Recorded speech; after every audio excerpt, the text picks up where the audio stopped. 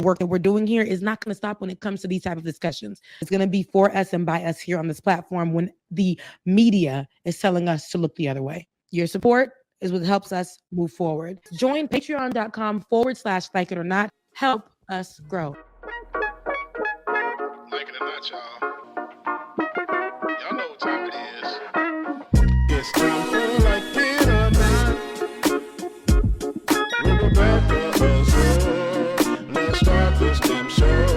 Yes, it's time for Like It or Not. With Rebecca Azor. Let's start this damn show. Like it or not. Rebecca Azor is in the house. You know she got a funny story to tell. Talking politics, culture, or real life-ish. I live in life in the ATL. Benjamin, yeah, that's my man. He's always coming up with the master plan. Politics, scheming, or trying to find the meaning of life. While the feds keeps us in strife. I'm your DJ. I really don't need no introduction right now, but you know what? I stay dropping them jams. Y'all know who I am. Good hope, dad jokes, culture-ish, politics. What you're hearing right now was the culmination of all of this. I started out with the mic in my hand, and I graduated to a plethora of fans. I love bringing joy to the people. It makes me feel great, makes me feel regal. I do what I do for you. I do what I do for you. Let's go. It's time for Like It or Not. With Rebecca Azor. Let's start this damn show. Yes, it's time for Like It or Not.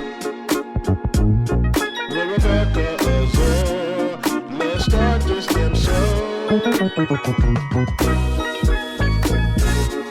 Like it or not, y'all. 2023. Let's start this damn show. Let's go.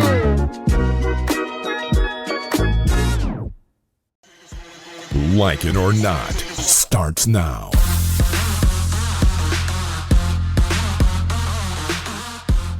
Good morning, good morning, good morning. Good morning, and welcome to Like It or Not, where we're free to tell the truth and not care who doesn't like it. How you guys doing this morning? How are you? Blessed and highly favored is the Come saying. on now. Hey, Sha. I love that for you. I love that for you. God is good. All the time. All the time. You know, I just want to, when I think about what he's done for me. I wish I had an organ then. Listen. Mind you, ain't no real news. Yeah, I need that organ. Ain't no real news. I just want to thank him because things may not be going great, but when you thank him in advance, I don't think people can hear me. I want to say. See what happens when I start a little bit churchy and everything goes. That's what happens. But when you thank him in advance, that's enough to shout right there. When you thank him in advance, it does something to your spirit. No matter what you got going on, you know what I'm saying? When you wake up and you just make these affirmations, or you say good things, or you put your mind on good things, because if you're still choosing to live another day, you're fighting for another day, why not try? That's right. Fixing your mind to something positive, because we already know how it feels to fix our minds when we can't control things or when things are negative. But, just like it's tatted on my body, but God. But God. You got "but God" tattooed on your body? I have, and in a place where it probably shouldn't be. It's right here. Oh, God. It's literally, maybe you could see it. I don't know. But come on, Rebecca. We have no, it's not that. It's not. It's like on the, okay. It's there. It's there. It's there. You had a... I don't even think I shaved my underarms, so sorry about that. But Lord Jesus, it's not in a place where we just turned the corner from churchy to I don't know what. No, but it's not. It's not there. Like, it's on my back, but like right here. So I don't know. But anyways, it says "but God," but it's there, and it's really cute too. It says "but God," and then it has like 3 red dots because the blood it works. It will never lose its power. Look, but don't start, y'all. Don't start, because y'all know me. I'll finish every one of them. Unlike your girl here. All right. God is good. God is good. Amen. No. No. I thought you were gonna say God is great. Thank you for the God is great. No. God, right, y'all not gonna give it I'm gonna do you, Charlamagne. Yes. Charlamagne. God is good all the time. and all the time. God is good. That's right. See, Where's that from? Jesus Church. Christ. It's church. God is good all the And time. why do you say all the time back? That's Where's black, that from? Black church. God is good all the Black time. church. Oh. Everybody said it. No, I Okay, definitely did you go to didn't get black that churches? one. No, I guess I didn't go to enough black churches growing up. Yeah, Okay. Candace, what's the correct? Ooh, Anyway. Run me that card. Run me the card. The black card, please. There was no black card for her, but people Ever. she's invited to the cookout. That's why I don't want to go to them things no more. Here's my thing: we can Who all invited have the Candace to different a cookout? black folks because Black the MAGA. Black MAGA, but not only Black Amen. MAGA, people who feel like they're the gatekeepers of it, people who feel like you're foundational Black, people who they literally side with her on some of these things because, and she recently stated that Black Kamala, she had a comments on Kamala Harris and her experience within her book, saying that because this is somebody who doesn't even know how to respond to a Black commentary or Black, what can I say, euphemism? She doesn't know. She doesn't understand Blackness. I can say that because I don't really. Yeah, she doesn't understand Blackness. So she tried to come at Kamala, and I'm like, if you're gonna come at Kamala about Blackness, like make it make sense because we've already done it. So make it make sense. But this that you're choosing, this is also how we know she's not Black. She attacked Kamala, saying that she's going to visit her uncle or whatever.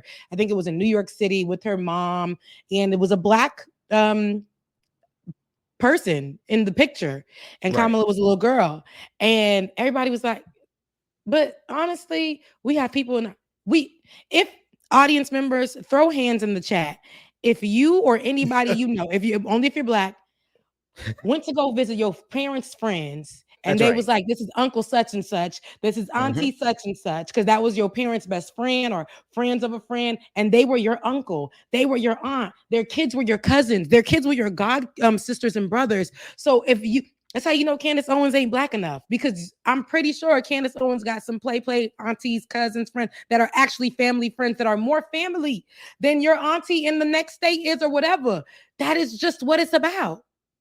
So, and this is the picture she's talking about with her uncle Freddie in Harlem. And she said, Harlem was a magical place for me. This is what Kamala said in her book. And this is her as a baby in 1960. Okay. And she's visiting in the back. So my thing is, people were so upset, and some people were so upset and siding with Candace Owens, saying, you are so right. You're so right about what. But Rebecca, it's not just Black culture. Well, first of all, I do that with all of my friends. Like if James, you come over, I'm be like, hey, this is your Uncle Bubba. I do it with Carl Mack. Carl Mack calls the house and they say Uncle Carl, right? Yep. It's not just Black culture though. You know, Indian culture does that too, right? But people who have friends, and what I'm thinking is Candace Owens grew up in a household with parents who had no friends, so she never experienced that. She never experienced like the camaraderie. But folks really follow Candace on this because they are desperate to find a way to say Kamala Harris isn't Black, even though they know better. They know better. Yeah. I'm sorry, y'all.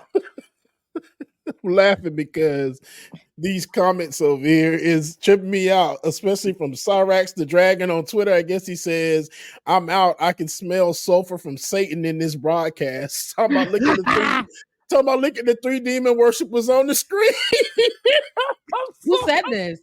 Somebody from I've been giving Twitter, I've been giving MAGA kind of a hard time this week on Twitter, so they're a little reactionary. I love it, man. I love it, and thank you so much because they gave me the laugh I needed this morning. It took me out. I'm sorry. We're demon worshipers. Started the whole show with a praise session, but you know, it's a certain. They only accept a certain type of Christian. You have to be a redneck Christian or a MAGA Christian or a Christian nationalist. If you're like Black and you love the Lord, they don't count you. So you know. But anyway, back to Candace, wherever you want to go. Exactly. And we are back to Candace, and then we're out of Candace. Candace is coming back with the same rhetoric that she always comes. There's nothing new. So I'm not surprised that she is coming at Kamala. She's going deep down. She's even tapping into Christianity herself, talking about how you should be a believer. And people are saying what Candace is saying is right. We may not, here goes what people like to utilize. Y'all might not like the messenger. It's just y'all not receiving it because it's coming from this type of messenger. That's how they that's what they go with it. But it's like, no. this woman has promoted so much evil things in the name of grifting and in the name of, siding with racism and having her be to be the only one and to be the black face of that for the white people. And so I forgive. I always say I forgive, but I don't have to let her come into my home. I don't have to watch her content. I don't have to give her anything. But offer her a great hairstylist to go to.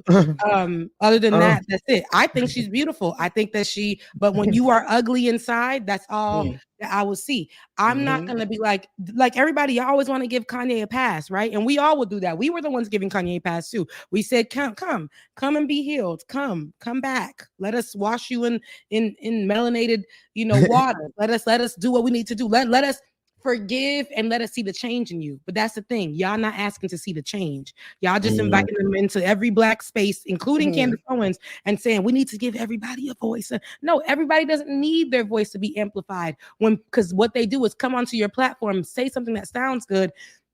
JD Vance, like at the debate, then it wasn't even true, but try to come off, then make it seem like you're poised and together and you actually are black and you actually have black talking points that you agree with, but then go, as soon as you get all this black following, you go right back to where you said they threw you out from. You go right back to their door begging for little bits and pieces and you start to spew out the hate again. That's right. So no. That's right. That's who she is. That's that's that on that. Yeah, that's that on that. I'm sure you why they're mad with me this week, Rebecca.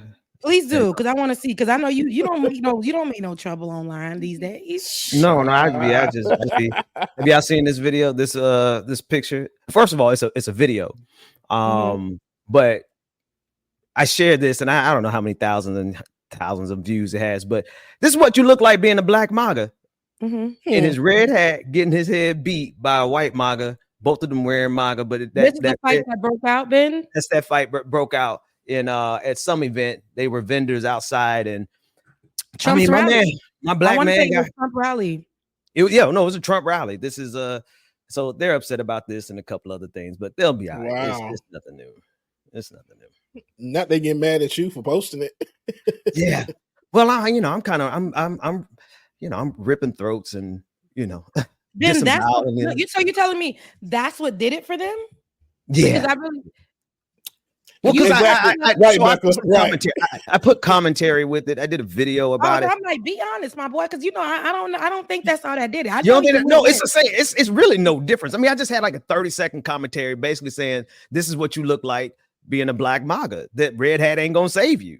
And they really didn't like that. They honest to God did not like that. Rebecca, when I tell you they are out for Ben this morning because somebody else that jumped in, girl, they is out. I love it. They came to find him. Listen, over here, this is the Ben Stan channel. If you're on Ben's channel itself, you came and found trouble because all the other channels that are associated with it, everybody else that's in the chat will come and protect. And I'm pretty sure his moderators are letting you slide just because they know that the rest of the people in the chat are going to eat you up. But this is, and please understand, all of this is a Ben Stan channel. We are the presidents of the Ben Stan Association. So come as you may, but know that you probably wouldn't will leave with your top flip back.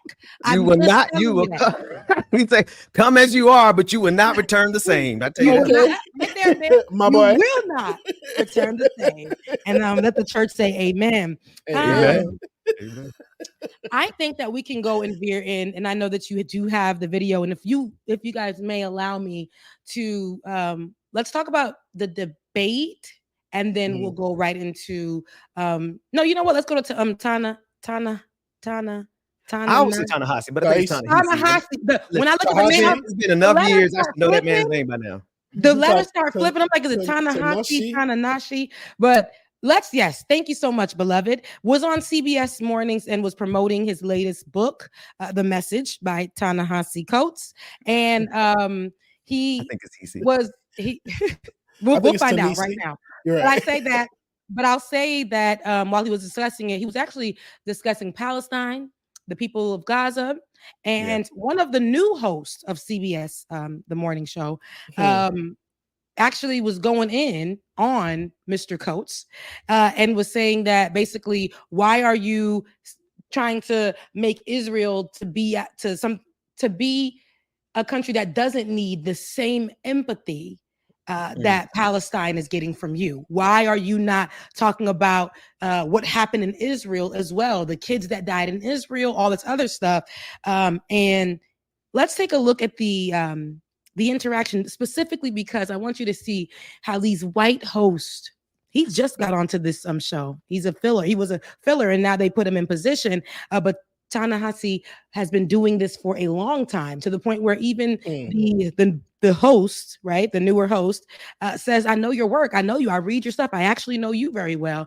But you came on here with violence, trying to me find a name for yourself." But these white folks, and not to add the race, but to add it, feel like they have to disrespect people, even of such honor, about their own work, instead of asking them the correct questions. Because you're a whole journalist, but you chose violence. And sometimes we choose violence as journalists to give voices out to people. But in this case, who were you giving a voice to when the world is already on the side, pretty much, of Israel? But let's take a listen.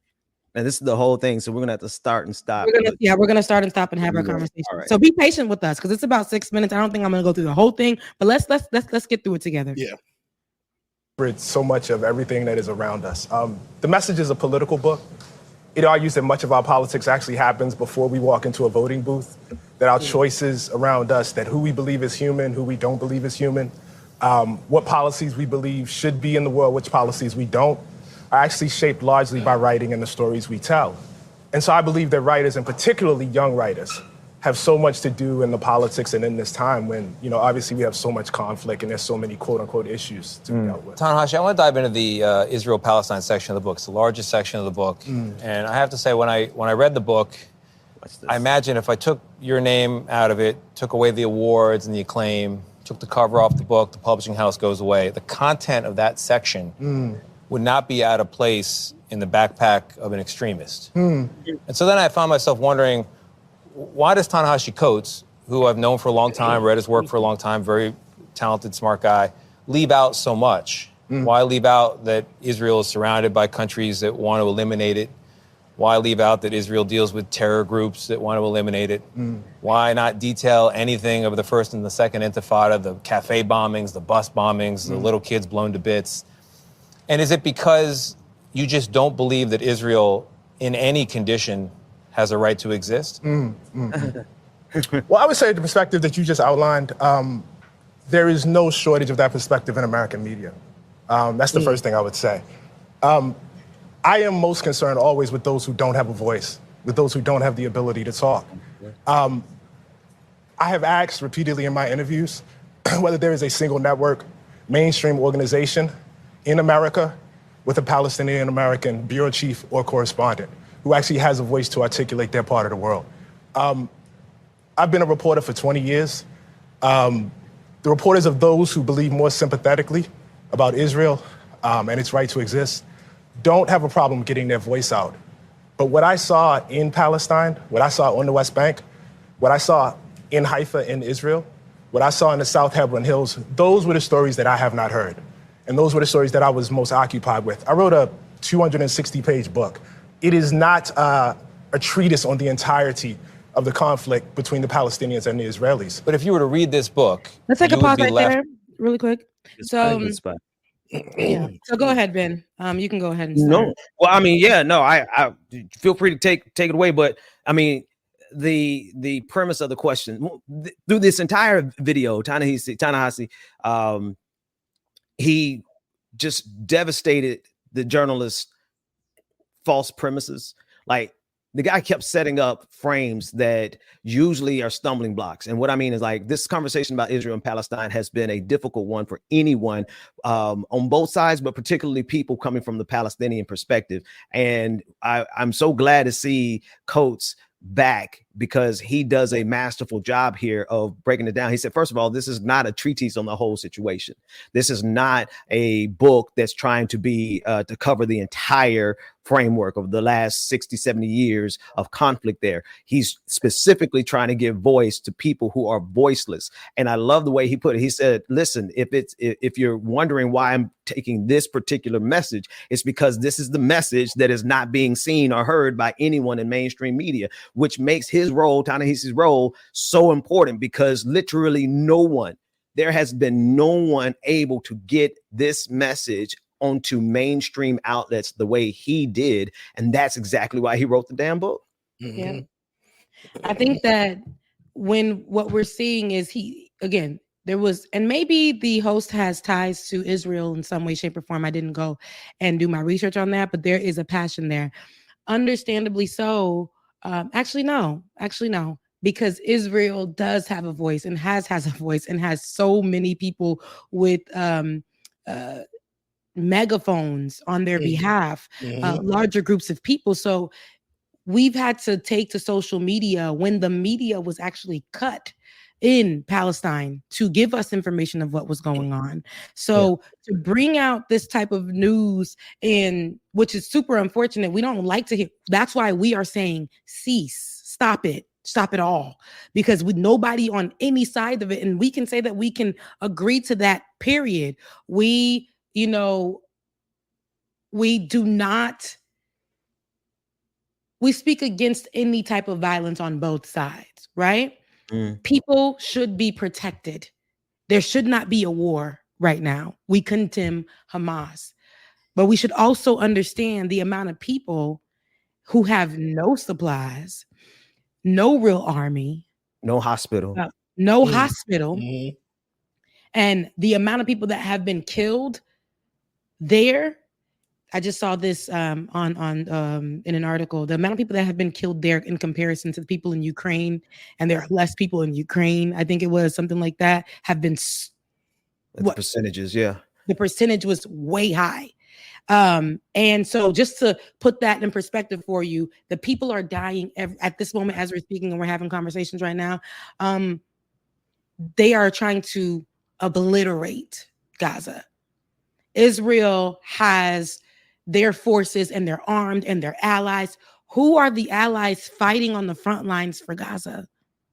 And Ta-Nehisi actually been studying this before it became a mainstream storyline. His stance on this was the same each time.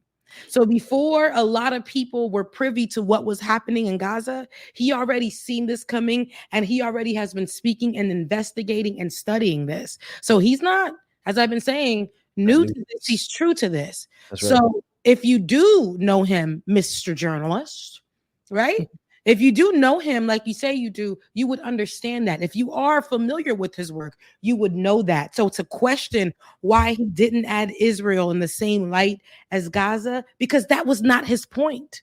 That wasn't his point.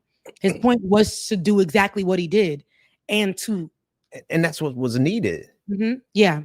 That's what was needed. Now, Rebecca, David said something in our private chat. He said he's glad that that particular host set it up that way so that Ta-Nehisi could actually respond in that fashion. So I don't know. I don't know if the journalist did that on purpose to set it up, but it certainly was a much needed conversation because that cuts to the core of it, right? Without, and that actually cuts to the core of what you said also, Rebecca.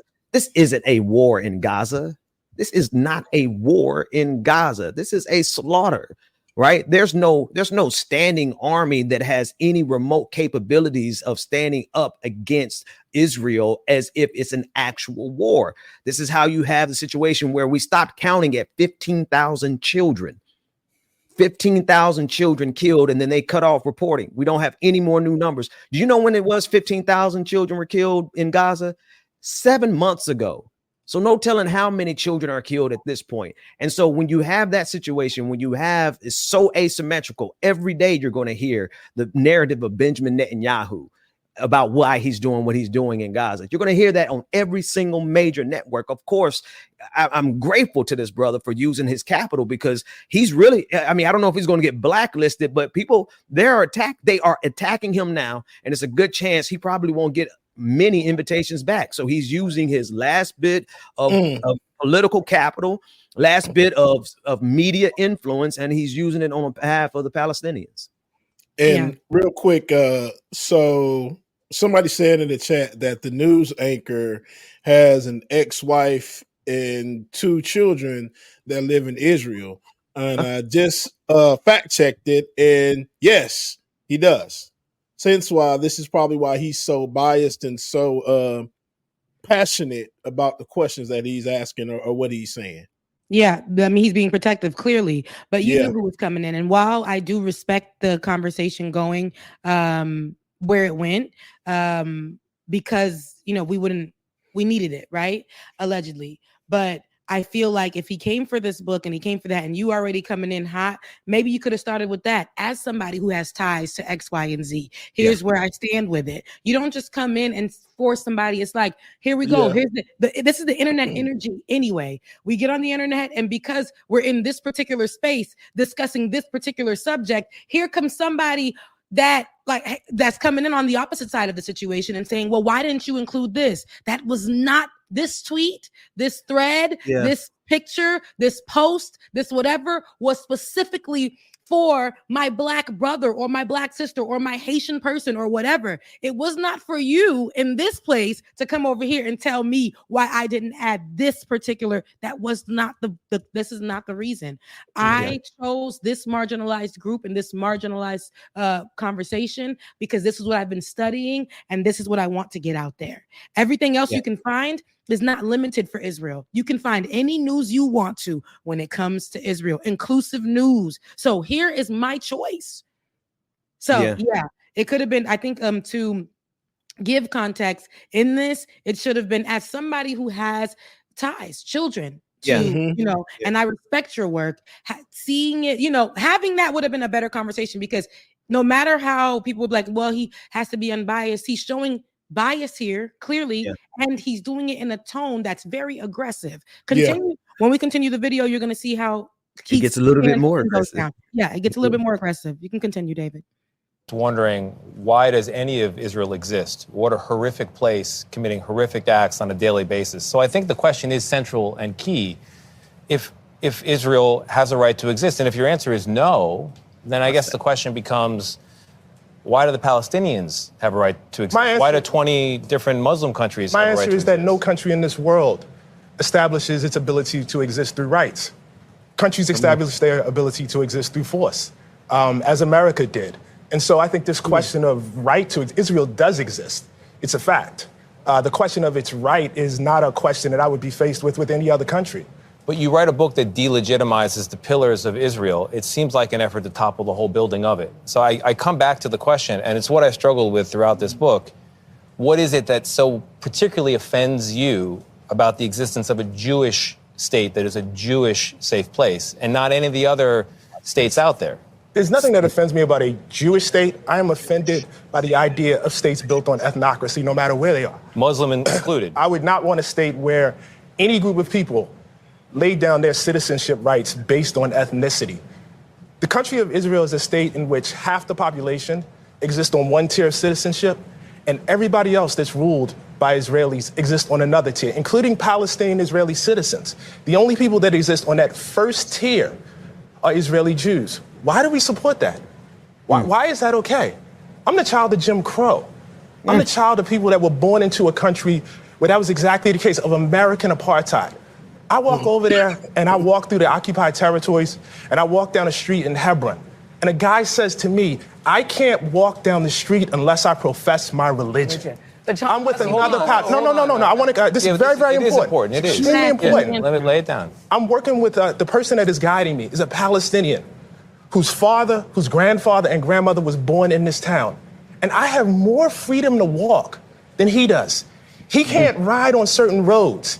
He can't get water in the same way that Israeli citizens who live less than a mile away from him can. And why is that okay? Why is that? Why is there no agency in this book for the Palestinians? They exist in your narrative merely as victims of the Israelis, as though they were not offered.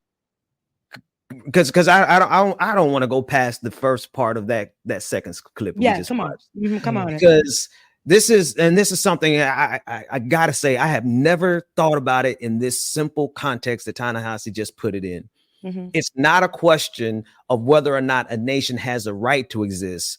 It simply does exist, and it exists just like every other nation through force. Through force. The United States exists through force and violence. Israel likewise exists through force and violence. And so if you're asking us if Israel has a right to exist, that's an immaterial question. That's a red herring, because the intention in that question is to try to make someone seem as if they're anti-Semitic and they don't believe that Israel has a right to exist. When in reality, every single one of these states, every single one of these nations is there because they used violence to be there. And if we can't say that about Israel, then that is running away from the truth, because we will say it about America. And then the second part, I'm sorry, I got the second part. The second part, he was saying, well, do you feel like the Jewish people don't have a right to have a state of their own? Thank you, Ta-Nehisi, because he says it's not that. He says, I don't believe any nation should be based on ethnicity. There should be no ethno-nationalist states. There should not be a state where you can only be a citizen because you're Arabic, or you're only a citizen if you are Jewish, or if you're only a citizen, because that's what they're trying to do in the United States of America. They're trying to get back to a place where you're only a citizen if you're a white person. So no, we don't support that. And there's absolutely nothing wrong with saying that. Thank you, Ta-Nehisi. No, and I love that even while, like you said, he compared it to, listen, I'm Black. I come from a place where a Jim Crow era, and I'm a child of Jim Crow. And I know that for me, how my experience, and I say this all the time, they said Black people are the ones that want the ceasefire the most, can relate, because we see it in any way, shape, or form. No matter what type of Black we are, we know this experience to be felt like low tier in every department, to be made to feel like you can't have this. This will never be yours. We know how America feels about like people who deserve land, but they come and steal it. So when we see and hear things like what's going on right now in 2024, by the way, after they already removed them and sent them off somewhere that they really had nothing and made something of, now found a way to to commit genocide. They can't do anything like this to Israel. They can't. Nobody should be dying at all. But here he is saying, baby, no. Listen, you're telling me to not give a voice to people I can see and understand historically in my own life about what's going on over there? America has the same time. This is what America also stands for historically. And then being an ally right there, America gives Israel, is an ally to Israel, and gave them weapons to continue the genocide. So what are we saying here? I'm going to be a voice for the voiceless, for the ones that are dying every single day in droves. And if you want to compare, because sometimes you got to, it's nothing. Israel's not seeing any of the numbers that Gaza is seeing daily in deaths. No, oh my God. October 7th, some 1,400 Israelis were killed. Nobody supports that in good faith. You can't turn around and say, oh, it's fine. It is horrible. But we're talking about 10 times as many children as of 7 months ago, 15,000 children as of 7 months ago. You cannot compare the numbers. Yet, as we get ready to come back around October 7th, we're going to hear it all over again. We're going to have to, as a world, we're going to have to reset, because Israel, AIPAC, and the United States of America, they're going to run a massive campaign to make sure everyone takes a minute to remember the horrors of October 7th. Yeah, but what about all the horrors that have happened since? Absolutely. Absolutely. So you can cross your legs and you can seem very demure, but Ta-Nehisi said, I'm going to sit up and I'm going to give it to you straight. No chaser. No chaser, like Uncle Nearest. Let's continue. Let's hear the rest of what we got going on. I think it's about to be ending. Peace at any juncture, as though they don't have a stake in this as well. What is their role in the lack of a Palestine? I have a very, very, very, very moral compass about this. And again, perhaps it's because of my ancestry. Either apartheid is right or it's wrong. It's really, really simple. Either what I saw was right or it's wrong. I am, for instance, against the death penalty. What the person did to get the death penalty, it really doesn't matter to me. I don't care if they were selling a nickel bag of marijuana or if they were a serial killer. I am against the death penalty. I am against a state that discriminates against people on the basis of ethnicity. I'm against that. There is nothing the Palestinians could do that would make that okay for me. My book is not based on the hyper-morality What's the last of the message Palestinian you want people. in lessons? Because many people feel it's complicated. That You last say it's sentence not was complicated. most important. Less than 20 Not seconds. What's complicated. your message? Less than 20 seconds. I want people to read the book. Well, And I don't make the assumption that somebody would just read the book and have read nothing else about Israel Okay. and Palestine. You're still invited to High Holidays. I'll see you at the show. I made it, buddy. No, I ain't even coming. My ain't guy. coming to your cookout, My bro, right? No. I'm not coming. What Gail kind of interrupted because you understood the time she was doing her job as a managing the show. But the last thing that he said was most important. He said, "I'm not writing this based on some type of hyper morality from the Palestinians." In other words, he's not showing this compassion or taking this stand based on the idea that the Palestinian people are inherently good and moral, saying that, oh, they can't possibly have done any wrong. He says, I don't care what wrong they did. If they did any wrong throughout this history, it still does not support apartheid. It still does not support genocide. And it's really just that simple. Number one, states don't have a right to exist. They exist through force. Yeah. Two, we don't support any type of ethno-nationalist or religious nationalist state. And number three, we don't stand up for somebody because they are perfect. Nobody's perfect. We stand up for them because it's right. Thank you, Ta-Nehisi. Yeah, I love that. And standing up your camera, Bubba. Yeah. Standing up for them because they're right. I love that you bring that up, and that just takes me to my next story. Standing up for them because it's right to do so. And I know that I thought that it would be another week, another few days, and we would just see the Haitians doing what they need to do. In reference to the latest comments that sent Haitians back in the media for a negative thing that wasn't true, a lie. But the latest debate between Tim Walz and JD You love Vance. that tea and that man. I did too. Tim Walz. Oh, dang. From the window to the walls. That's the only way I can remember. From the windows. Yes. And I see that Z and I automatically put a T and in we it. practice this. We practice this. And I should know this. Okay. Tim Walz. But Tim Walz and JD Vance, who are the vice presidential candidates right now, and we saw them go, I wouldn't even say toe to toe. We saw them bipartisan this whole damn debate. They were so friendly. Friend, you know what? I don't like you, and you are 100% wrong, but we can still have coffee. We can still. How did that part make you feel, Rebecca? It pissed me off. It pissed me off. I said, you know what? Tim Walz. I mean, I like the fighter Tim Walz more than the and even the fighter Tim Walz then that we saw before that debate was still fatherly. Yes. Because when a father, it's almost like when a kid comes into the room and is doing something wrong, but your daddy, he ain't gonna sugarcoat nothing. He gonna tell you what's up with love, but still tell you, hey, look, love you, my brother. I mean it, but this ain't what it is. I will yank you up. I will yank you up if you don't get it together and stop lying on these people. Yeah. I was upset, Ben. And I said, Tim Walz, I love you, mean it. But I really woke up the next morning like I felt like you should have tussled a little bit more. I felt like you should have chose violence. I feel like you should have came in on some, because Kamala Harris was very demure, right? In her debate. And she still was giving it like, oh, no. You just lied right there. Tim Walz's face looks like he wanted to go original TW, but they said, hold it back, my brother, my unmelanated brother, hold it back. They did. Whoever, and I think it was, they said, Buttigieg is the one that I want to say that they said that he's the one that coached him, and that is problematic because he actually didn't need coaching, to be honest, because he showed that every time he presented. Even when they checked him, they did a fact check on him, and he took it fine. When he's like, "Listen, y'all, I just misspoke. I went to China, but not on that date. I went to China, but not for that time." My camera, but.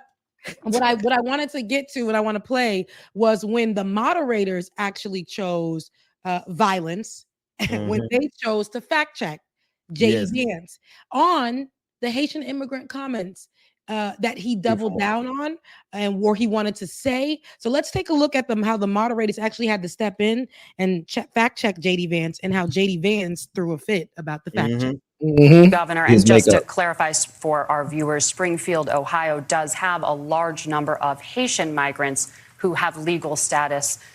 temporary protected status. Well, Margaret, but thank you, Senator. We have so much to get to. Margaret, I think it's important we're because going to turn out of the economy. Margaret, the rules were that you guys weren't going to fact check, and since you're fact checking me, I think it's important to say what's actually going on. So there's an application called the CBP One app where you can go on as an illegal migrant, apply for asylum or apply for parole, and be granted legal status at the wave of a Kamala Harris open border wand. That is not a person coming in, applying for a green card and waiting for 10 years. That is the facilitation of illegal immigration, Margaret, by our own leadership. Thank you, Senator, for describing the legal process. We have so much to get to, Senator. Those laws have been on the books since 1990. Thank you, gentlemen. So thank you so much for describing the legal process. Yeah, it was crazy. And what's funny is I'm like, I think somebody trained him not to say Haitian migrants when he's the one that helped spread this rumor about Haitians in Springfield, Ohio, eating pets, which is not true. And I have to keep saying that because people are saying that it is still to this day, even though it has been literally debunked and said that it was misinformation and said that it was lies by everybody. And the Haitian Bridge Alliance has now made this a legal matter and are pursuing criminal charges against both of them, JD Vance and Donald Trump. But anywho, you see JD Vance on stage and he doesn't say the name, right? He doesn't say Haitians, and neither does Tim Walz. And I think that for me, it is very important to me, the same way Harris is missing opportunities to speak to the LGBTQIA plus community. Right now, the trending situation with immigrants at this particular moment, with the most hated immigrants in America, along with Mexicans, I feel like Haitians need to hear Harris and Walz say their name. In this particular debate, saying, comments about immigrants or migrants, XYZ, yada, yada, say who he's talking about, because this is exactly who's being attacked. Don't say, it's crazy how they talk about people who come to this country fairly. Well, who did? Because the moderators were sure to say Haitian migrants that are here on protected status are here legally. In Springfield, Ohio, the moderators had to say Haitians. And I really wanted Tim Walz to say, those Haitian people in Springfield, Ohio deserve better. And they are being attacked because of the lies, the same lies that led to January 6th, which led to these immigrants being attacked. And they are actually here legally. That should have been the thing that he said when JD Vance said that these illegals or these people who are not here legally are causing the jobs to go away.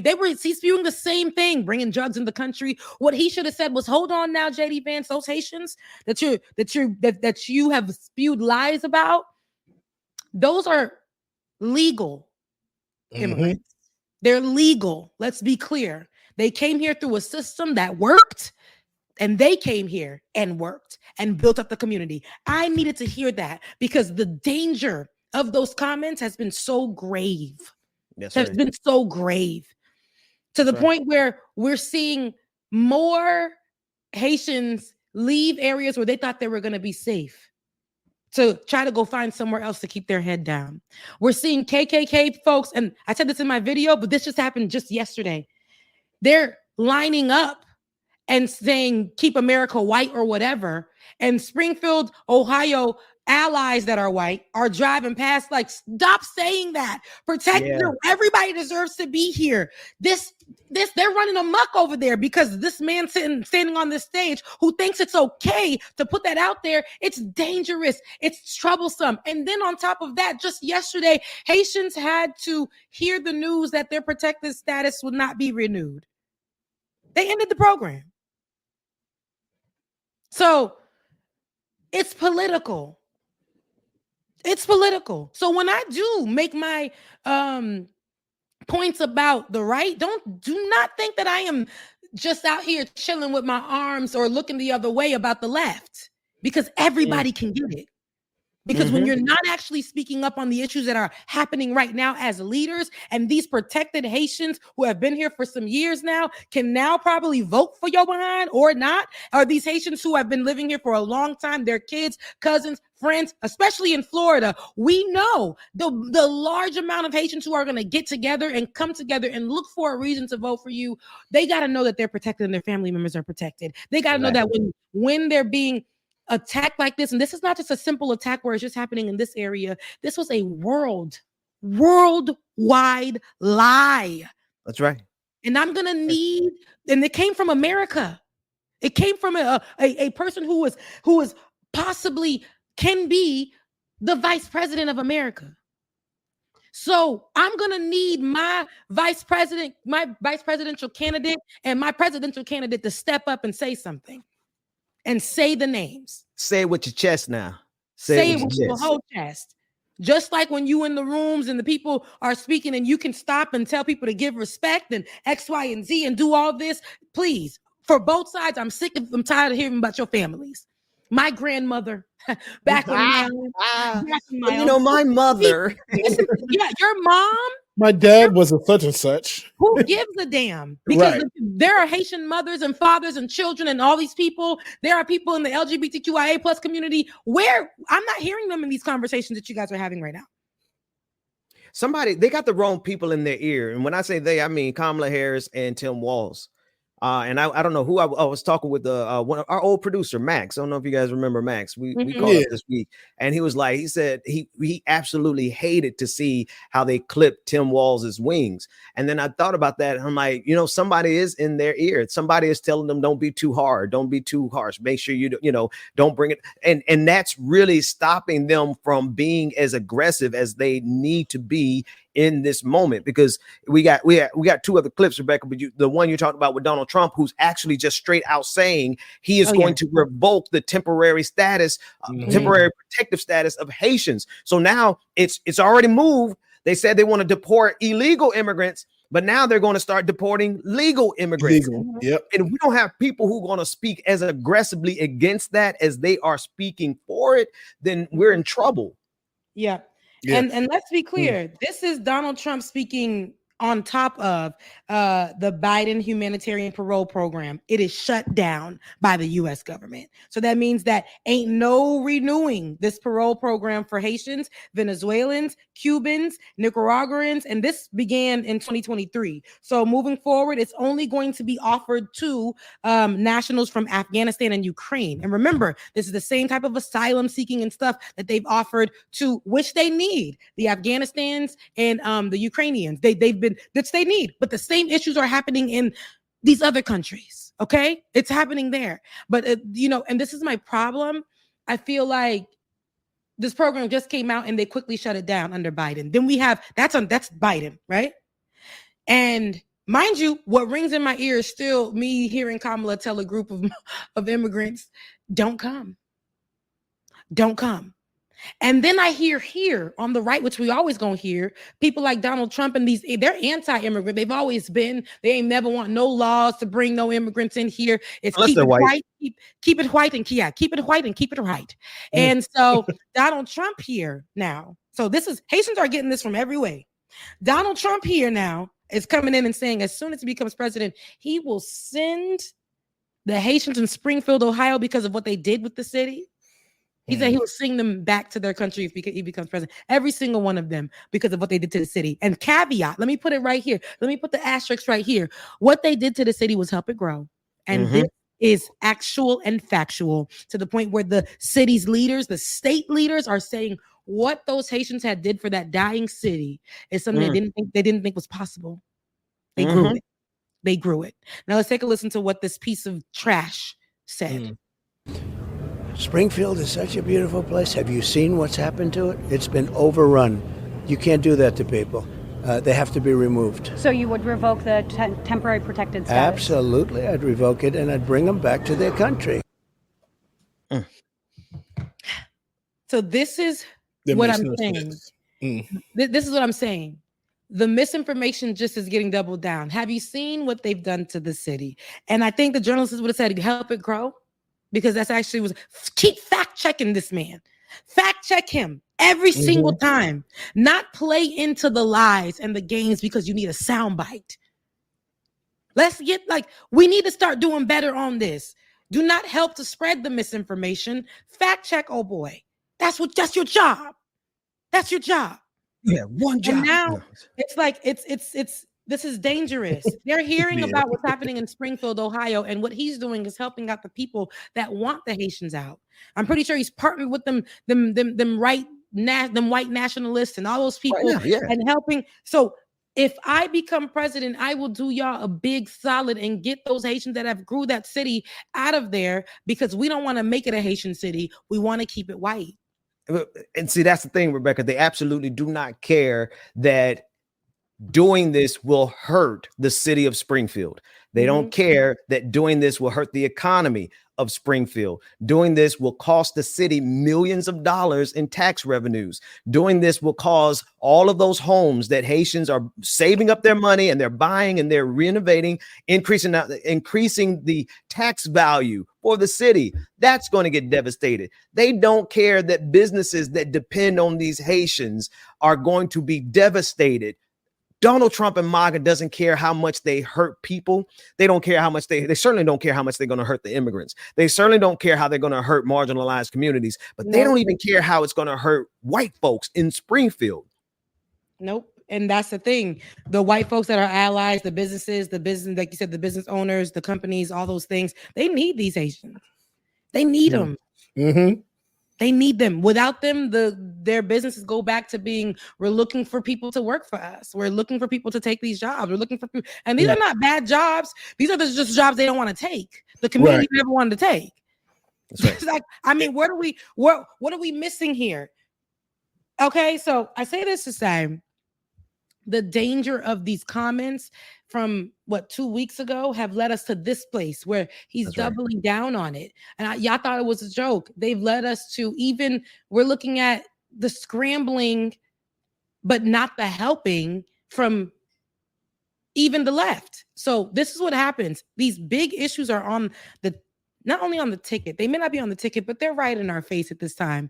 And what are we doing as American leaders to help the Haitians and to make sure that we're speaking on their behalf in front on the mic, on the mic, not buddying up with people that represent hate, division, anti-immigrant in this country. I don't understand why Tim Walz did not present as he has been, and that was just fine. Because of what we know Donald Trump is capable of, and how he's capable of whistleblowing and sending a sea of hateful people up to our Capitol and threaten the lives of the most revered leaders in this country with the highest positions in this country to break in. They are terrorists, and you must proceed with violence. You must proceed with violence, Tim Walz. And I'm talking about verbal violence. You must proceed with the type of fervor that needs to be heard and felt. You cannot say, I can agree with you on this after this man just said, because of immigrants, housing costs have gone up. But you don't agree with him. We're not going to have no coffee after this. We're not going to work together when you become vice president. I'm not going to want to work alongside you. Let's be for real. In order to make a change, we got to start cleaning house. We got to start cleaning house, beloved. Not partnering with the hateful people here. Marjorie Taylor Greene does not need to be partnered with. Not after she spewed out rhetoric about children who were murdered. That was false. Right. To protect the rights, gun rights. Let's not forget that. So I will not and shall not accept this sweet, softer version of JD Vance because he said all of those lies with that sweet person and yada, yada. And people received it like he was so tamed. Maybe I should look into what he's saying because he was so tamed, but with a simple fact check on everything he was saying, you would see everything was a lie. He could not even say that Donald Trump lost the election. Right. He could not double down on the fact that January 6th actually happened. And it was a vicious moment that happened because Donald Trump interfered with the election, and he kept saying that he didn't lose. Meanwhile, JD Vance sat there and lied in such a sweet, I'm backing up for my daddy voice, right? He said, but he reached out to the Biden administration and transferred power peacefully, but that was not the truth. We saw what happened on January 6th. So this man is capable of spewing out all of these lies that can lead to dangerous things. We said what Donald Trump can do. That's a Donald Trump formula. That's a Donald Trump method. Spew out lies that lead to dangerous things. The consequences, the dangers, people die because of the lies. People die because of those lies. So I didn't like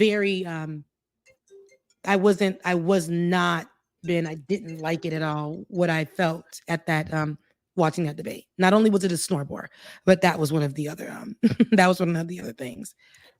Yeah. I think you're absolutely right. I want to add on in a different direction. This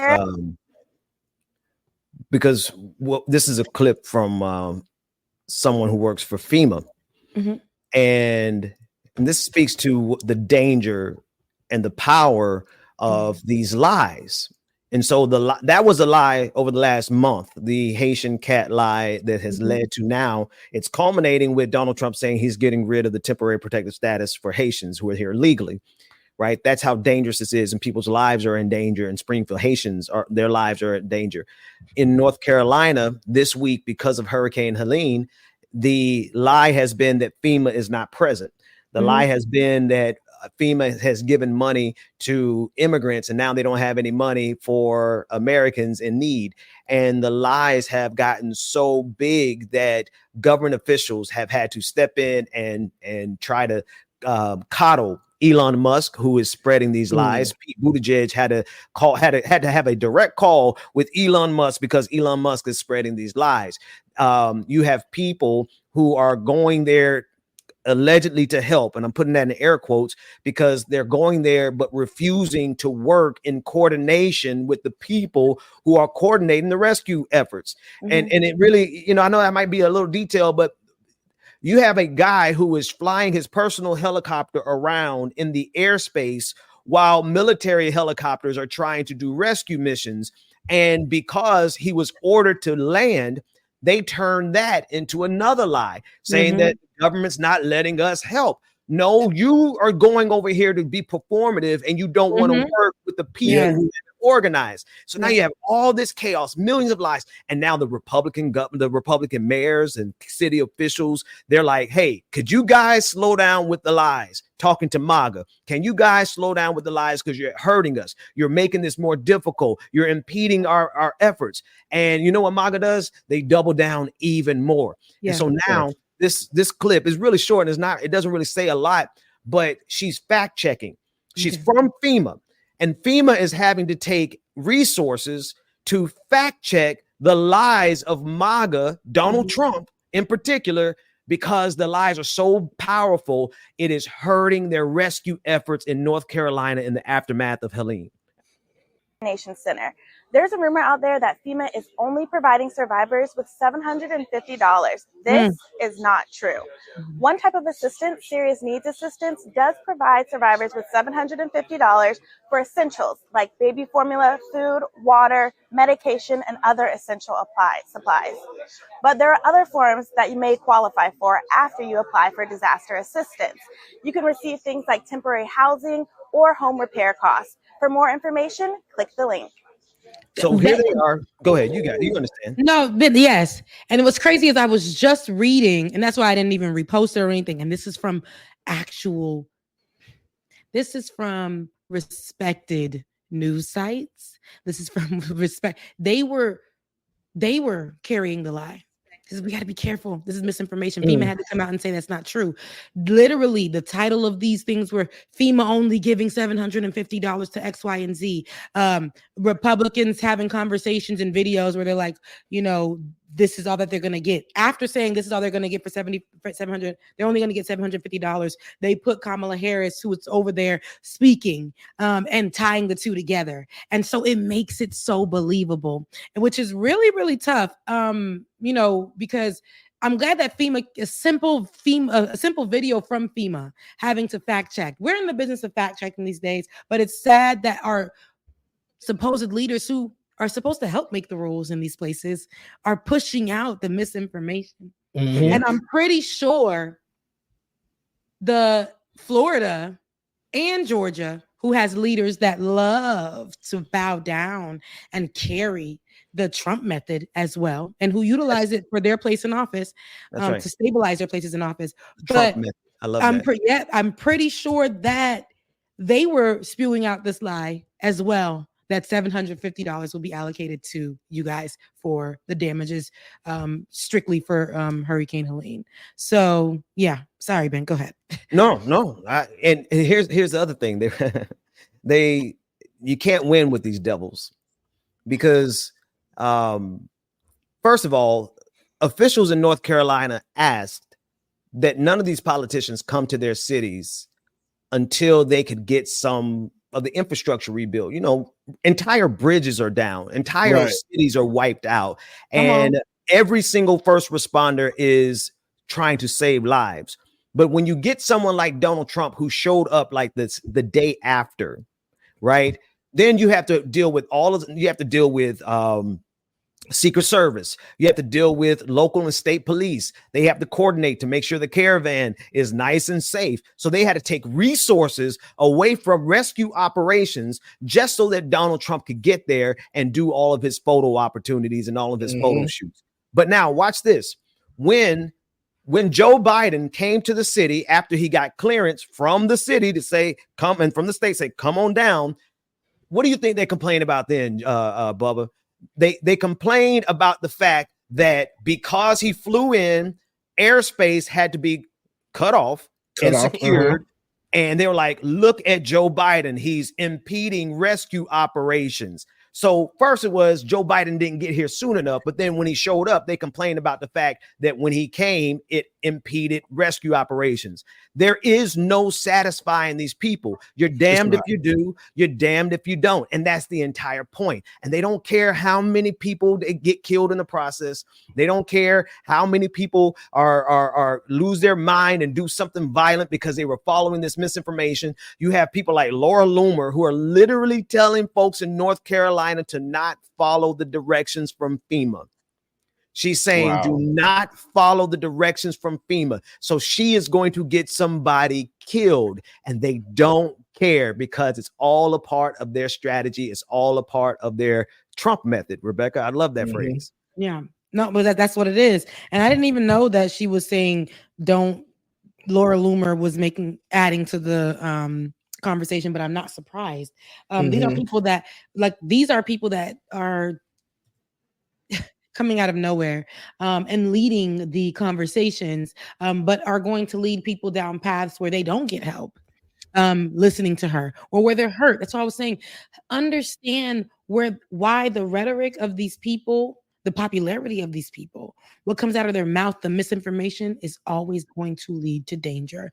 There is no place where we can point to where these people who are trending or who have helped aid in misinformation throughout the years, in hate and division, and to promote something for political pushing of Donald Trump or even anything else, right? Just we can always point it back to some kind of receipt of how it ended up in danger for a marginalized group per se, but how it always ended up in danger for people after these people put out misinformation, pushed it on their channels with millions of followers or whatever. And a lot of people followed them right off the cliff. That's right. Yeah, that's right. These people. Yeah. I'm reading what's on there. I just feel like what are you doing, Laura? You put this tweet out there. So yeah. So what was next after this? Did you do a call to action? Do you have steps for them to follow? Don't comply with FEMA, but reach out to this hotline. We have such and such who will be on the line with you who can get you X, Y, and Z within a matter of 30 to 40 days. This is what it would look like. You would need this information when you are applying. Here is such and such. Did you come up with that, my good sis? Who are you working with to get them the help that they need? Since allegedly, which is untrue, isn't doing their job. Do not comply with that face. Oh my God. Who is this anyway? Elvira looking self. Who is this? Oh my goodness. Laura Loomer. This is who travels. She used to travel very personally and privately with Donald Trump. She flew with him to the debate in Philadelphia. Then she flew with him to the 9/11 memorial in New York City.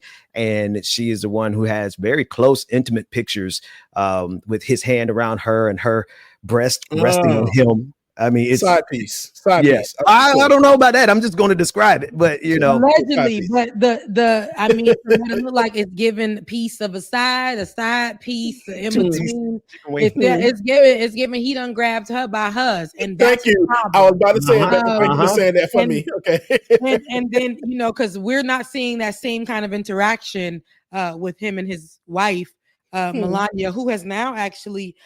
Which I feel like it's too little too late because you was stood by that man while he was saying anti-abortion stuff, anti-women stuff, and anti-women's rights. You was 10-toe down with him, and all of a sudden you are trying to release statements. That's Laura Loomer, y'all. Oh God. Yes. That's definitely Donald Trump's type. That's Laura Loomer. Oh my God, why would they do that? Why they said that? What is it? They're trying to say that's a baby? I don't know if they're saying that's a baby, but that's inappropriately close, and that's just a little bit. That ain't even really the half of it, y'all. That's not even the half of it. But why they circle her little area right now? Because they are implying, but we don't. There was no hand there or nothing. So I was trying to see. We don't. The little finger was like in part of the shot, but I mean, even still, it wasn't even really in the shot. If they was going to circle something, they should have circled that. Because I said to say that little pouch is on lots of women. Look, me mad. Listen, we all carry. I was trying not to see you going for to protect the. But anyways, look, because we're not body shaming, but her face is kind of strong. It's a lot going on. Real strong. But anywho, Donald Trump.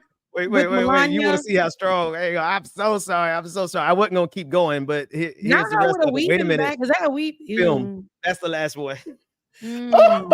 That's accurate. There are actually lots of women of every color and every creed who look just like it because they go get the same work done. I know. What is up with that though? I don't know. And it makes them look like that character.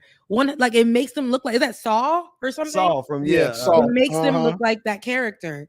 Oh, like for real. What's the name of that movie? Never mind. No, I'm being I hate you. And shout out to Prairie File, Laura Loomer, the Trump advisor, probably side piece. I have a feeling will want everyone to comply with the orders of Federal Border Patrol. Fascism will always get its supporters killed. Thank you for the super chat. We appreciate it.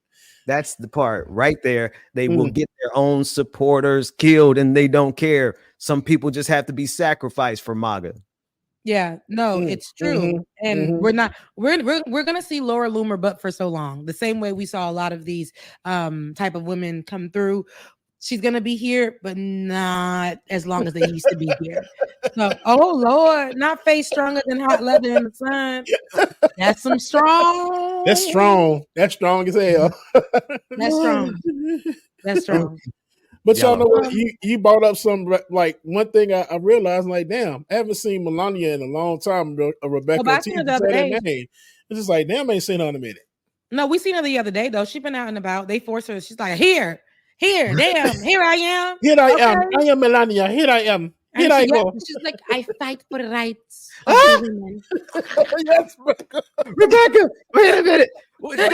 You got to do that again. Wait a minute. Go. Melania, would you please address the people for us today? Yes. So today, I come before you today because I fight for the rights of all women. She's so beautiful. Look at her. She's just a wonderful woman. No. Okay, sorry. See, look at her. She's so playful. I grab her every day I can. Anywho, that lady been gone. She been gone. She probably in a new relationship. And then they said, girl, you got to come on. Now, he really getting closer to the end. It's time for you to show.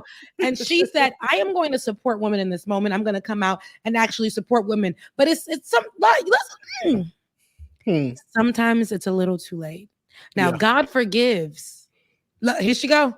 God forgives. And I'm going to tell you, I don't always have to. Let's take a listen. I don't know if it's her or you. Hang on. Right.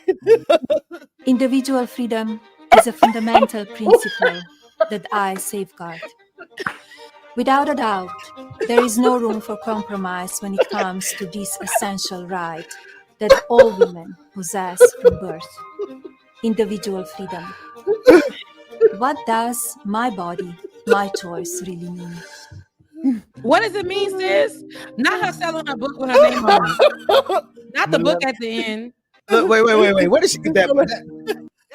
That book is artificial intelligence for like 1990. Like that's what. It's literally artificial intelligence from 1990. But her speaking is giving that she wasn't even in the room. This is giving artificial intelligence. I don't know why, but it's giving the movements are giving very. It's very AI. Yeah, very much. It's very AI.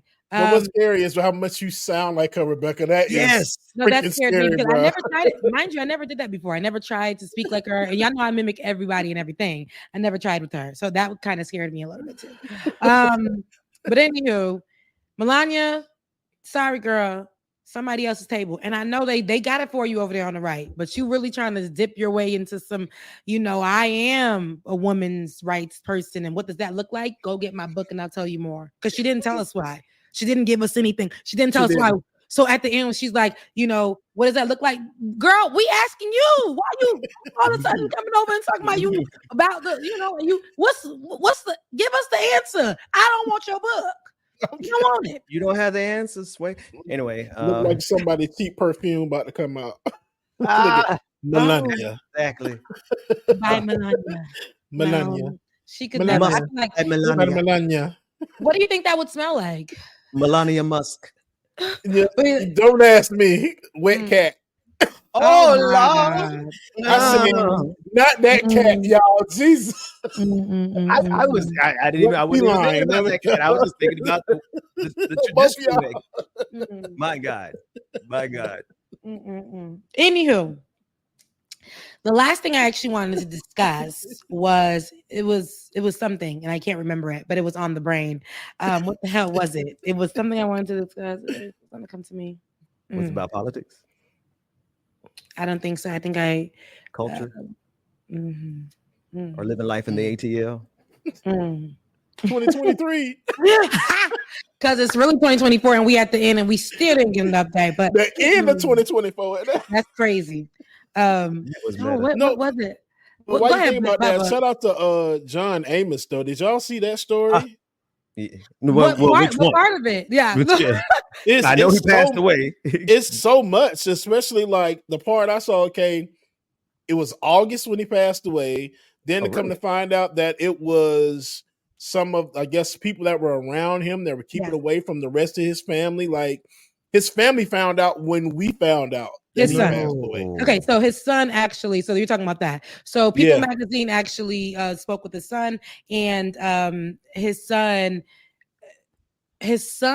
knew about this back in August. August 21st is when he passed. When Mr. Amos passed, and his son knew about this, cremated him. And the family was aware of it when People Magazine put the information out on October 1st, I believe, with the rest of the world. So his sister actually put in a few, and if you knew this from a few months prior, I think earlier this year, Amos himself got on camera and said he's good. The care facility that he was at is actually treating him good. And she was saying they weren't. And she asked the local officers to do an investigation on that. And then the brother said, nothing was happening. And Mr. Amos put out a video and said, my son is actually taking really good care of me.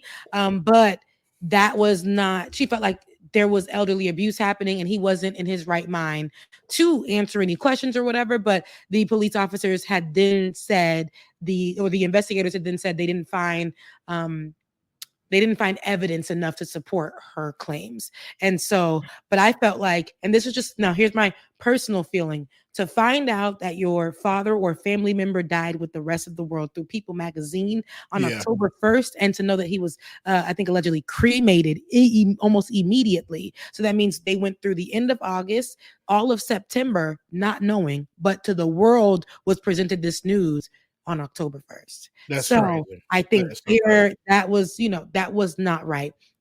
That wasn't right. But to add to that, and I want to hear this interview. No, I'll add the last tidbit because it's kind of weird, funny, not right at the end.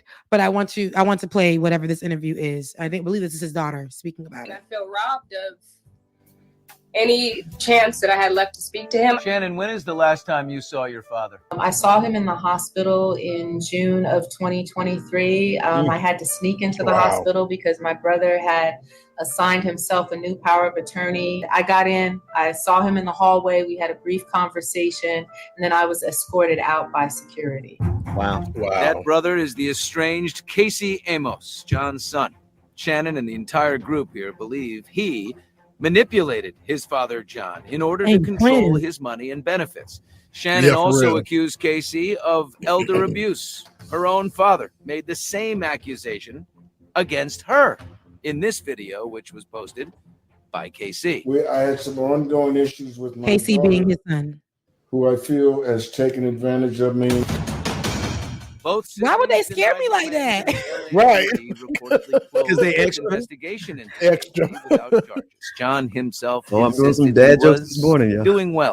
So what do you do in these last few, months, almost a year, that you're not seeing your father, you're not communicating with your father? Are you calling authorities? Are you asking the hospital to check on him? What are you doing, to enact your concern? The challenge that we had is that my brother kept moving my father from hotel to hotel from various jurisdictions. And he would move so frequently and so fast that we were having a difficult time finding him. But we were able to identify the hotels from his TikTok posts on social media. Wow. And Amy was actually the last person to see him. None of us were able to talk to him. His phones were turned off. Casey wouldn't take calls. There was no way to access him any other way. Wow. When my son, Shaka, committed suicide, John was the first one there. He came across the country and he never left me. Leslie, do you think any part of your brother was concerned that his son, Casey, would end up the same way? And so he overcompensated and, kind of went along with Casey's program because he was afraid that something terrible might happen to him after being through that with you? Yes, John was definitely afraid, definitely concerned. When the family... So, this is too much. That family it drama is. It was heavy on me. I said, oh my God, I got a funeral to go to next week. My great aunt just passed away. She just passed away, but she was ancient. She was 102. I thought she was 90 something, but she was actually 102. Rebecca. No, Jesus Christ. She lived a good life, y'all. Well, that is a great life. life. Good life is what I'm That is a great life. She was ancient, and a lot of people don't live to see that age, and she went through a lot in her life. So I'm so glad that she got to live these different lives. 102, that means that you got to pivot at some point. You got to be this, you got to be that. She mourned the death of her only son early on in her life. And then she lived in New Orleans with my uncle for a while, but she was like, hell no, and went back down to Florida. And she settled there and bought herself a home and was able to take in some Haitians to move to live there when they were passing through to find a place to stay. So my aunt, my great aunt, because she's my grandmother's auntie, and she lived to be 102. She outlived my grandmother. But when I think about that, when I say she's ancient, she's lived. So I ain't going home to shed no tears. We're going home to celebrate. And we hope that we can have that type of living no matter what we're going through in our lives. And I pray, I say all that to say, I'm going home. I hope ain't no drama. It's always drama at the funeral. Always. It's always drama at the funeral. And I just pray that it ain't nothing like who got my turn such and such and who's it? Put it in the ground and let's get it over with. I can't stand you. And But shout out that to was True heavy. Dragon as well too. True Dragon is actually a relative of John Amos. We're finding out in the chat as Oh, well too. really? So Oh, shout out to wow. True Dragon. Yeah, and they said you want to Condolences. know anything, ask some questions. So we'll be I'll reach out soon. Yeah, you should do a special on your channel. That's good, right? John Amos exclusive. Uh-huh. But yeah, that's interesting. That's really interesting. Not us having the best of the best and the who's in the chat. Like for real. They just pop out us every having now and again. Okay, so with the John Amos situation, like I said, Black funerals, Black family situations can get heavy. Not only Black, but I just know that it can really get heavy, and it sucks that they had to go to media. People that we've never probably seen before had to go to the media and try to speak on, through their pain and release and reveal family drama, just to clear their names, because not being able to know that your father had passed and having to look in the background for clues to go see him, figure out where he was from that, because your brother was changing power of attorney and doing this and doing that. And I would say elderly abuse can come in the forms of from family members who aren't physically abusing you, but making sure that you stay mentally destabilized so that they can continue to abuse you monetarily or, emotionally, to keep you there so that they can take what they need to take from you at the end of the day. Take advantage of it. So that's elderly abuse, and keep on the watch about that, because it mostly comes statistically from family members, from somebody that you know. So to see that is unfortunate. But P. Diddy, Combs, Mr. Love, Sean Combs, he has now changed lawyers and is trying to get out of trial. He's gotten the best of the best. I haven't gotten their names. Let me go look. But he's gotten the best of the best lawyers. Who you resurrected Johnny Cochran? Oh no, he didn't. He didn't do that. Okay. But has gotten new lawyers to cover his situation. I'm trying to get famous lawyer, and I know the lawyer's name. I can't think of it. I know, and the lawyer has actually has a very good is it Dershowitz? No. Are you reading it now? No, that was from somebody. Different guy. What is that? I gotta get it because I need y'all to know. Hold on. Yeah. Okay. Diddy hires Sam Bankman-Fried's lawyer. Y'all remember from recently? Hold on. I'm gonna get it right now. God dog, it was just on my I was just talking about the attorney the other day. Computer, I told y'all, it's acting up, so it's so slow. And when I say it it's loading like wait, what? It's loading. Here we go. Oh man. All right. Is it Sam Bankman-Fried? No, that's the one I got, the old one, right? Right? Look at us trying to find the information. I'm telling you, when I say these ads, I'm sure somebody in the audience has already put it in the chat room by now.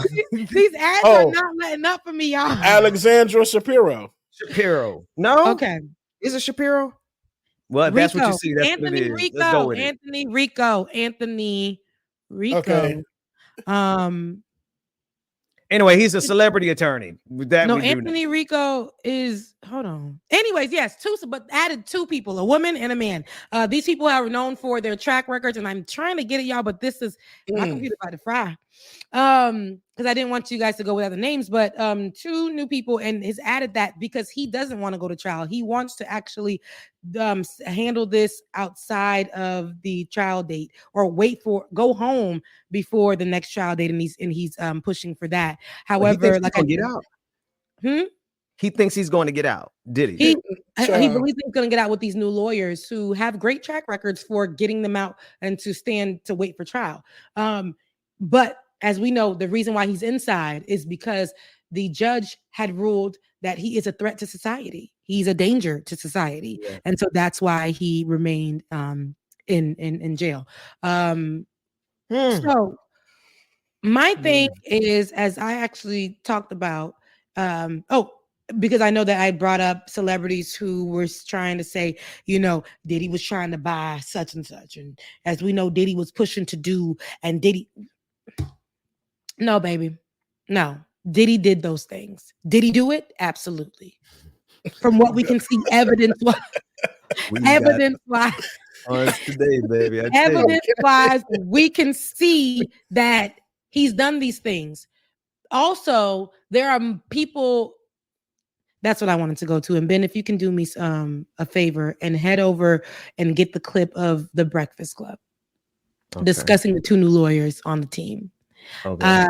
While I go get that, Rebecca, do talk about the fact that the most recent report says that the youngest victim was a 9-year-old girl. Absolutely. A 9-year-old, yes. Absolutely. The youngest victim in the most recent report, and I think they brought out, how many, was it 21 more people? I want to say the number of people that they came out with were way more people. And no, 60 and 60. I think it's 120. I'm sorry, not 20. That's it. Yeah, 120. I'm thinking 120 victims, and 120 victims. The youngest one being 9, and they said is on, allegedly from this report, caught on video with the 9-year-old.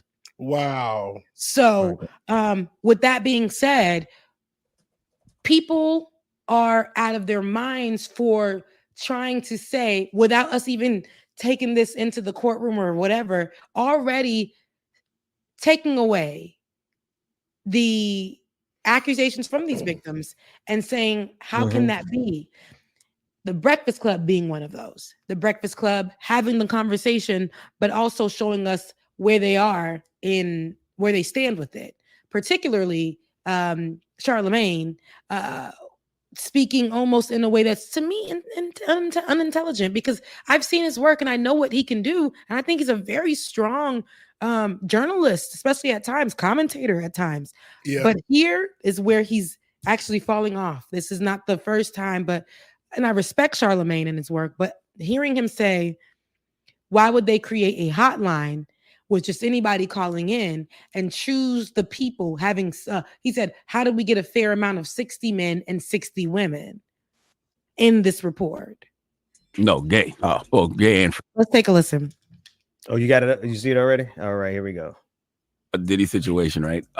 It don't need any more sauce on it. Like, it needs zero seasoning. He's pretty cooked either way, but it is. You mean to tell me a lawyer found 120 people, exactly 60 men and 60 women? Oh, it was more. They cut it down to that number. What's exactly 60 men and 60 women? The perfect balance of cheeks. Like, come on now. Come on.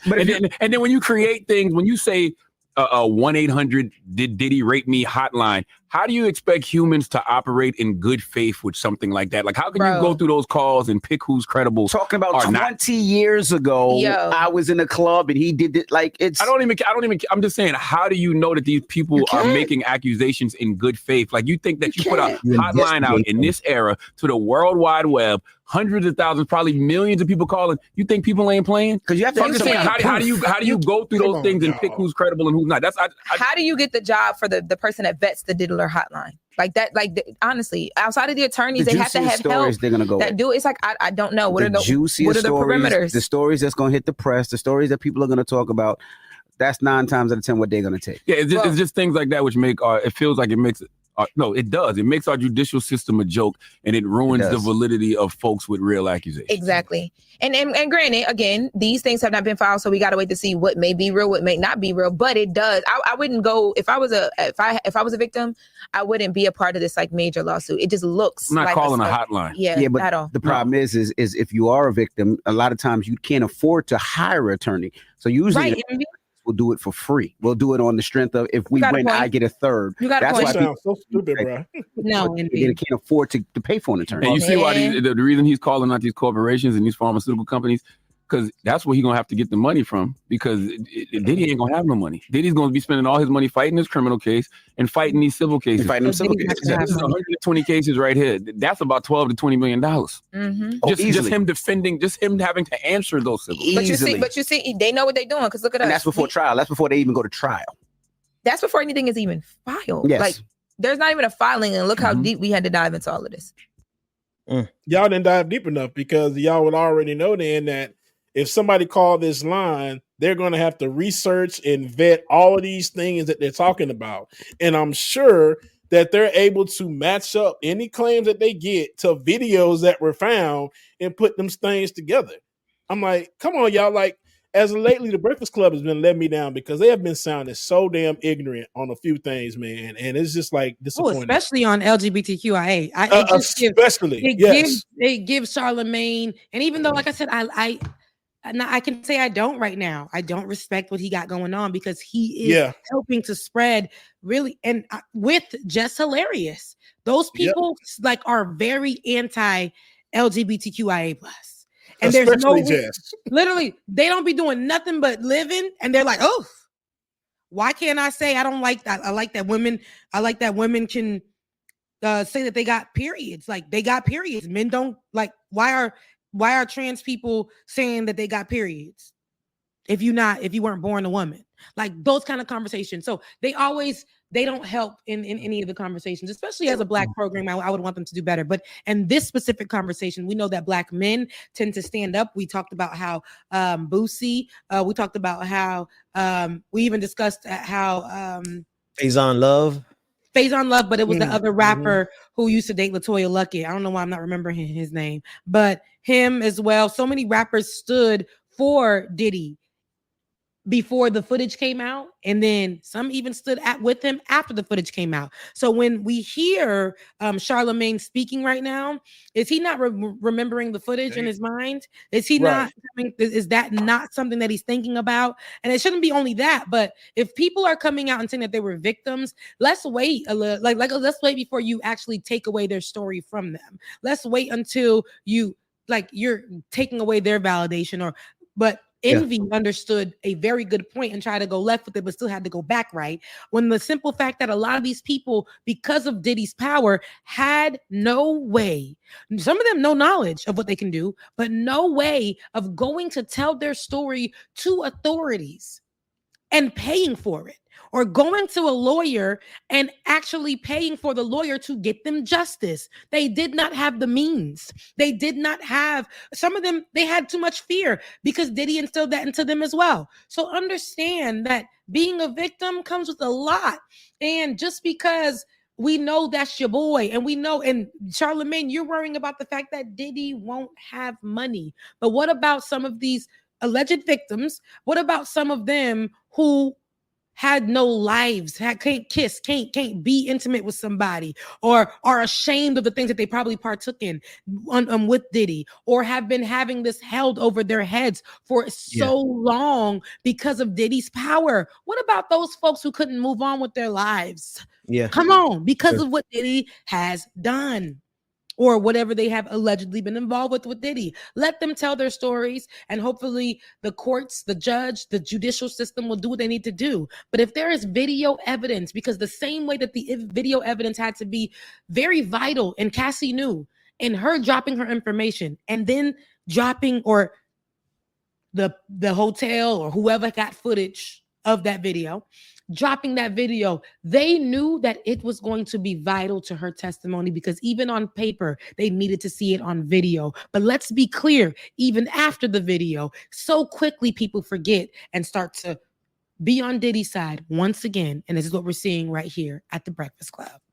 Yeah, that's why there was something else that Charlemagne did this week. And when he's starting to pan out to be just another Black influencer who absolutely has to have ties. I don't have they have to have ties. Sitting with that white man. You talking about Ben? When he was sitting with the white man that was disrespecting Black women just recently on that podcast. No, was that him? Dating Black women. And the guy, I used to really like him because they used to and I was talking to Olay about this. Here's our millennial age showing. But we used to watch Girl Code and Guy Code back in the mid 2000s, the teen 2000s. Yeah. And this guy, I forget his name, but he was on there, and so was Charlemagne and Amanda Seales and all these people. But they're sitting together, and he was on a podcast, and he spoke terribly about Nigeria. I think it was Nigerians, and said that he can't work with them or something like that. And I think he also said in a previous podcast before that, he spoke ill against Black women. And then he sat with Charlemagne, and he was doubling down, I believe, on those comments.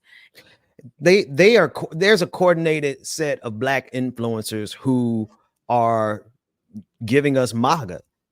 Like they're giving us right-wing evangelical, they're giving us, and they're filtering it through blackness. And Charlemagne the God seems to be one of them. Shade Room seems to definitely be one of them. I mean, you go through any of these big influencers on Instagram, you're going to see language that absolutely betrays the black community. But there they are, some of the biggest black voices, the biggest black voices in the country. A lot of them have been co-opted by some kind of check somewhere. I don't know exactly the paper trail, but you can't tell me these people who started out with black solidarity, no matter, Andrew Schultz, no matter where you're from, right? Yes. Now they're all doing the work of hating on immigrants, hating on the marginalized community, hating on women, hating on the LGBTQIA community. And if the only people they love that are black are people they say are foundation, or I don't even want to use that phrase, black folks who were born in America, not black immigrants. So they all are, there's this coordinated effort that we really got to get out of the black community, because it's a plague, it's a disease. Yeah. No, and having our once revered and favorite black people who were in these spaces of media and who have been the voices for people who have been voiceless, or having great conversations, or a nuanced conversation, or even just funny conversations, or as Charlemagne makes himself multiple times, donkey of the day for making stupid decisions. Like it used to be a cultural thing that we can at least balance, and now they're choosing a side. Very clear, like you said, Ben, and choosing a side that is against what they should, especially for their respective groups, black, right? They'll choose the side, and this ain't got nothing to do with Democrat or Republican, but literally they'll choose hate because it pays, and still identify as I'm a Democrat, or I'm somebody who's more progressive, or they'll still identify as that, but still choose the hate and violence and something that, so they can, again, being on the other side of it, being the person that has this difference of opinion as a black person, the person that has the difference of opinion than all the rest of the black people, even though this opinion actually may make sense, just actually being on the outside of it and being like, you know what, maybe nobody, sometimes it don't be taking all that, Charlemagne. Sometimes it don't take all that envy. It doesn't, because maybe whoever's paying for them, I don't know if this is true or if it's a thing, but maybe who's keeping the checks and the lights on and all this stuff, the stuff in their mansions and all of this are people who are right-leaning. Who are who need them to if they're going to be in these spaces, to align with values, but not too much though, but align with these values that are hateful and divisive. Not too much, just enough, Rebecca. You nailed it, right? They'll never come out and just, there's a few idiots that come out and say, oh, I'm black MAGA. But here's the reason. The money is over there. That's it. The money, their checks, their payroll, their opportunities, their investments, their chance to get the bag, the chance to come up, it's over there. Because the right is swimming in money. They have billionaires who just pour millions upon millions upon millions of dollars. There's so much extra money laying around on the right side that if you are a black person, and they're not going to pay you a lot, but they're going to give you something, and you want to make a check, you just go over there and start talking right-wing talking points, but just enough to depress the black voter turnout, just enough to weaken black solidarity globally. They don't want a Pan-African movement, so you're going to find all of them opposing that, just enough to not lose their minority community audience, or the LGBTQIA audience. They will say just enough to get the check, but not be attackable, right? They get plausible deniability, because Charlemagne the God is going to swear that he ain't doing that. But when you look at the pieces of the puzzle, you look at his broadcast, he's doing exactly what you said, Rebecca. Yeah. So that was my tea. I think that was my latest tea of teas on today. I know y'all didn't get a story episode of Shades of Good News this week because I was dealing with the death of my aunt, but I will have that to you guys. Hopefully I want to do it by this weekend. If not, we'll get it early this upcoming week. Yeah, that's the end of the show. My bad. I didn't even say that's the end of the show. Y'all, that's the end of the show. Thank you for your last comment, Ben. That was perfect. But that's the end of the show. I want to make sure you get to Jada, because I know she be creeping in the background like it's time to go. So y'all, thank you. Thank you for watching. Thank you for being with us. Thank you for being a part of Like It or Not. I can't believe that we are already in October. We're already in October. Like for real. But, you know, if you guys are watching, make sure you head over to Like It or Not patreon.com// Like It or Not. No, you know what, Ben? Take this part. I always do this crazy. Go ahead, Ben. I never do this right. Well, patreon.com// Like It or Not. And if you have Cash App or you have Venmo or if you have PayPal, you see the names, you see them, tip your host. Now my name's not up there because I don't want it. Well, not that I don't want it. I just don't know where my phone is.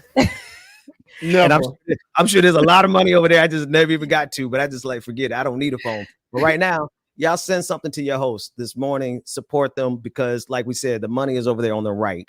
And unless you support this, it just can't happen. And so we want to thank all the patrons for the Benjamin Dixon Show, patrons for Like It or Not, patrons for Rebecca, all you who have supported over these years. Our show, literally, our shows, all of our shows, our channels, we give y'all great content and it would not exist without you. So go to patreon.com// Like It or Not. On Cash App, we have 1,400 people here this morning. I know 20 of y'all could send $20 to Becca's Voice. I know another 20 of y'all can send another $20 to DJ X3C over there on Venmo. And it's not that I'm leaving David out. It's just he's not here. No, he's there too. DJ87. No, but thank y'all so much. Please do tip your host, you know, that do the most, that are here. And I love that I can do these with my brothers every Saturday. Absolutely. If you guys love it, please send your love offerings. I don't want, you know what? I want to shout out the three people who the three people who gave me love offerings this morning. Thank you so much, Aaron. Thank you so much, Cam. And actually it was just 2, but thank you. Hey, you should have made up a name right there. Right. And thank you so much, Lorelai. Jensen. Lorelai. I appreciate y'all, but no, seriously, thank you for your support. And I tune in next Saturday. Next Saturday, will I be here? I won't be here. I will be at the funeral next Saturday. But make sure you tune in because I still want Bubba and Ben to make sure you guys hold it down. You guys have been doing a really great job about it. James, you want to sleep in next week? or do you want to? We can. It is my show, but if y'all want the day off, let me know. If not, tune in or you know whatever y'all want to do. Do your separate. We'll talk about it, man. Yeah, we'll talk about it. I need to know because it's my show. What's going on next Saturday? You see what I'm saying? You let me know by Saturday morning at 10:45. Anyways, I love you guys. I will see y'all on next week. Love you, mean it. Support a Haitian if you know a Haitian. Support a Haitian business. I thought you were going to say support a Haitian. I'm a Haitian. I'm a Haitian. Support me. But if you know some good news or you see some good news, go ahead and post that about Haitians. Also, shout out to Dr. Mac. He sent me out. Look, Dr. Mac. He sent me out this right here. Oh, you got it. You got it. I did. Well, this is his latest calendar, Black Heritage Day. I want to say the V is for 5 women. The most Black history, the most comprehensive Black history calendar ever. He put that on this. And I have a handwritten note inside, so sweet. But this is a great one. He said his mother helped him actually choose the cover, which I absolutely love. Hold on. I don't know, but y'all can see it. There we go. There you go. You know, and this is perfect because I'm going to utilize some of these Black women. These are Black women all throughout America that have done amazing things. And if you can see, it's a calendar for every day of the year. And I'm pretty sure y'all don't know that many Black women in America that have done a lot of great things. That's dope. If y'all haven't already, support this project by Dr. Carl Mack, whom y'all can probably be on the show next Saturday. BlackHeritageDays.com. Shout out to Dr. Mack. Love this. And on my Shades of Good News, I will be covering some of these great women because I didn't even know about them myself. I love you guys so much, and I will see you after next week, right here on Like It or Not. Right. Bye, y'all. Work that we're doing here is not going to stop when it comes to these type of discussions. It's going to be for us and by us here on this platform when the media is telling us to look the other way. Your support is what helps us move forward. Join patreon.com/ Like It or Not. Help us grow. Like it or not, y'all. 2023. Y'all know what time it is. It's time for Like It or Not.